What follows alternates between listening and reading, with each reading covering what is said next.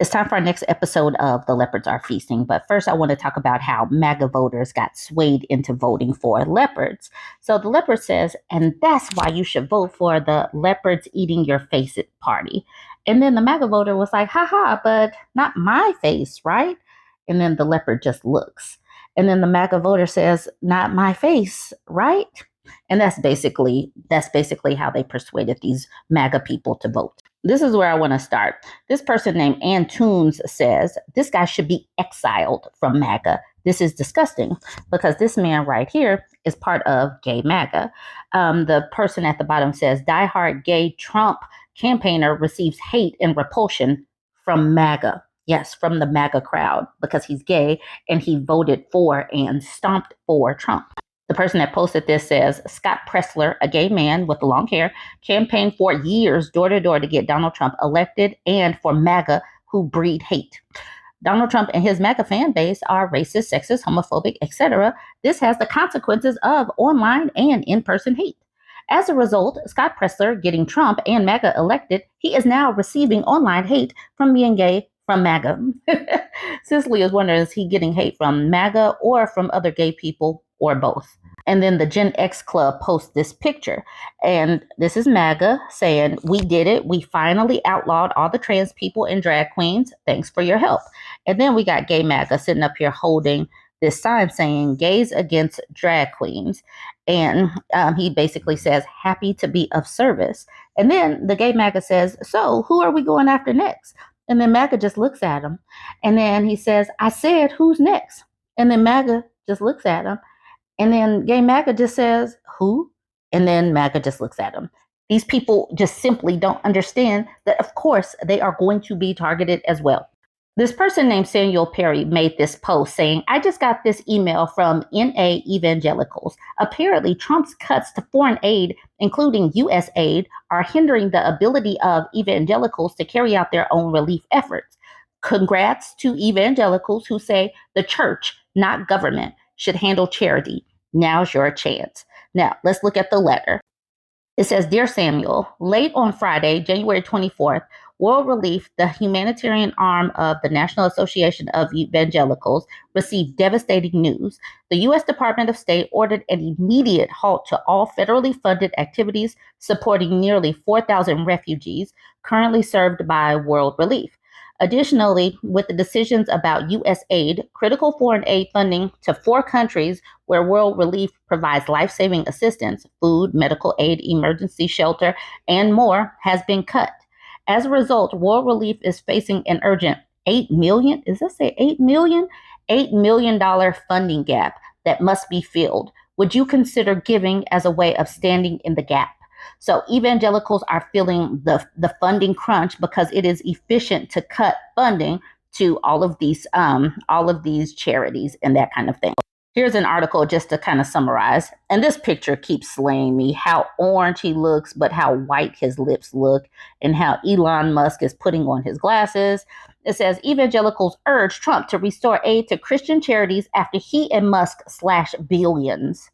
Trump and Musk have now shut down all aid to poor countries, effectively sentencing many Christian aid organizations to collapse.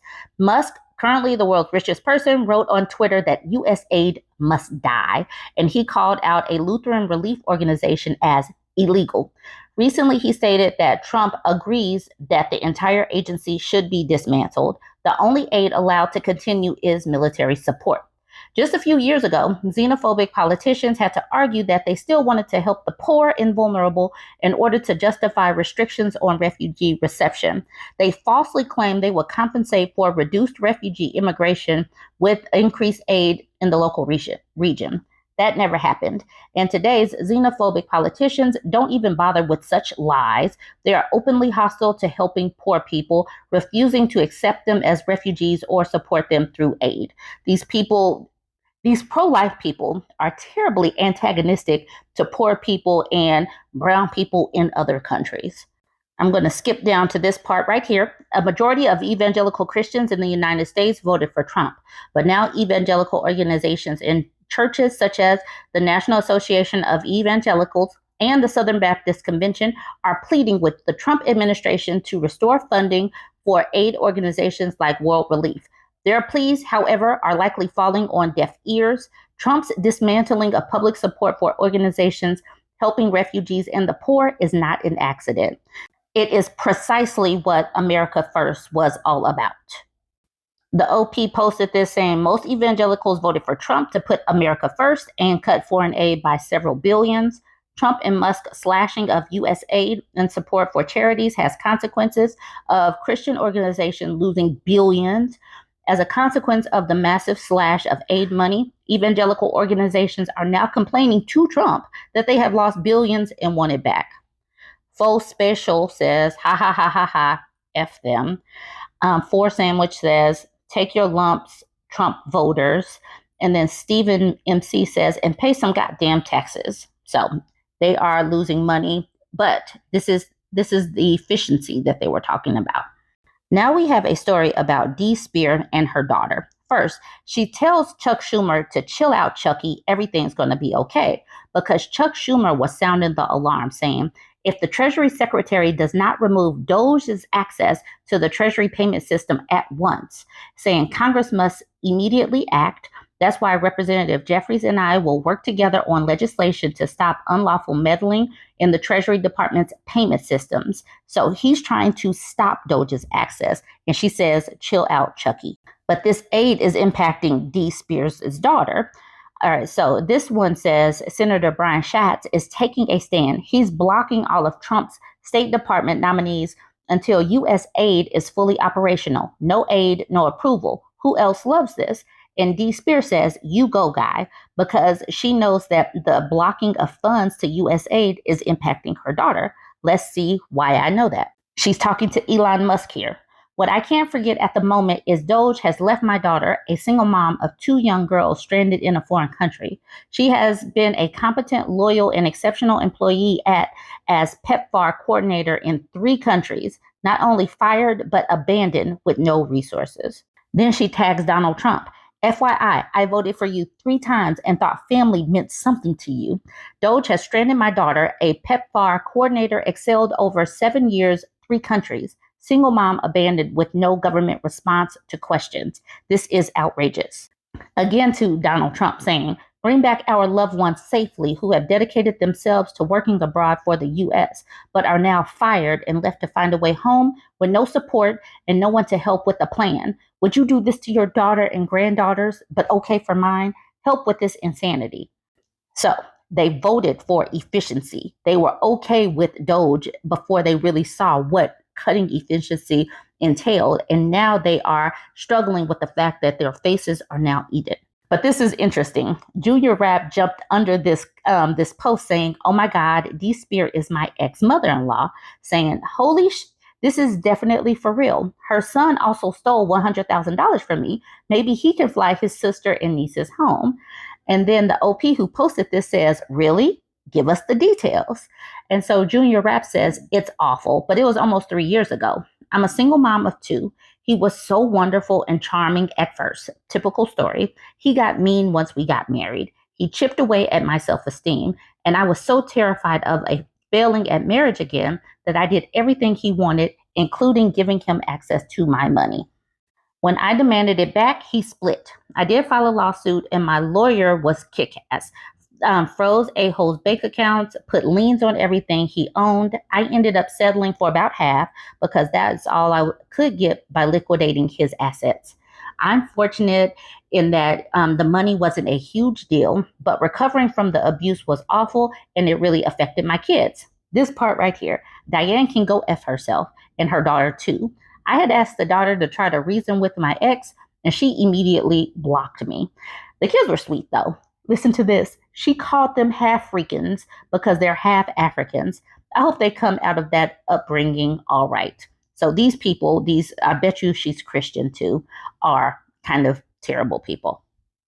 Now we got this farmer who is losing funding and might lose his farm. And he went and made this post saying to add to this is nothing against anyone who works with the NRCS. Absolutely amazing people who have been super helpful. It's out of their hands. I've never been so stressed in my life.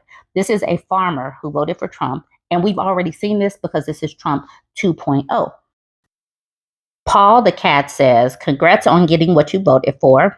Kayla says this. And Curvin said, exactly. He voted for it. He could have used his platform to campaign against Trump.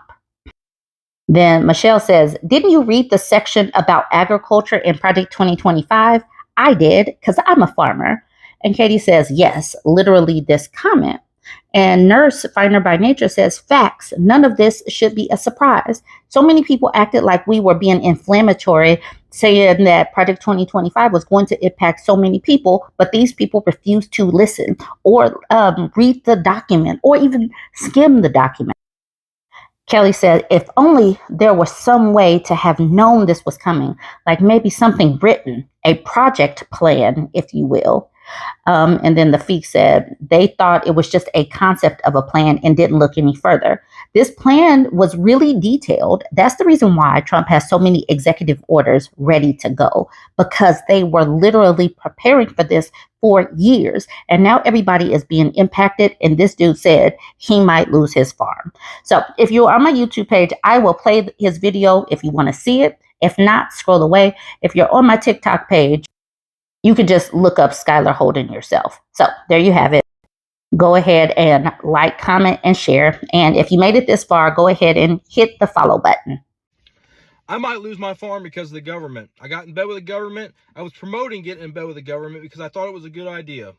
So, NRCS, conservation planning. So they had a program out there called the EQIP program. And what the EQIP program is it's cost sharing on stuff like fencing, different seedings, water lines, waters, wells, and stuff like that to better conserve farmland for agricultural use. So I thought it was a great program. We got a contract with them for $240,000. So we signed a contract with them for $240,000, and we have bought different types of material. We've gotten paid out on some of it, but I now have $80,000 worth of material and signed contracts for labor that are going to install the water lines in the upcoming few weeks and months. And with that being said, they called me today and said, hey, I know we have this signed contract. We're reneging on it. We're not going to pay out on it. What do you mean you're not going to pay out on it? So I've got all this stuff bought, and whenever I install it, you're not going to pay out. We had this contract. I made business decisions based on this contract. So now I have $80,000 out of my pocket that I didn't have to spend. So the $80,000 that we have is supposed to go to our farm loan in the fall. If we don't have that money, that's our hay money, that's our farm money, our farm payment money. If we don't have that money, we will lose this farm. And the only way that I can think to get around it is we sell some cows. And if I sell cows now to make the payment, to make that payment, I'm not going to be able to make the payment in the fall because the cows are calculated in my payment in the fall. So because I got in bed with the government, I spent money based on the contract that we signed. They're reneging on it. I'm just screwed. And unless they lift this pause on payment, I'm going to lose this farm. So they have told me that the best thing that they can tell me is get in touch with the congressmen and congresswomen and see if I can get something done about this. So I've reached out to Ann Wagner's office. That's the congresswoman of Missouri. I'm hoping that something comes out of that, but I don't have very high hopes of it. Hopefully this is a temporary ban on payment of that, but I don't understand how you can sign a contract and then just renege on that contract. I do not understand that at all. And if something doesn't change, we are going to lose this farm, and I am extremely stressed about it. But also, with that being said, I've been promoting NRCS. Do not look into government programs, because everybody told me I've been waiting for payment for a long time. You're going to get screwed. And I was like, no, it's a contract. They can't do that. And sure as shit, here we are.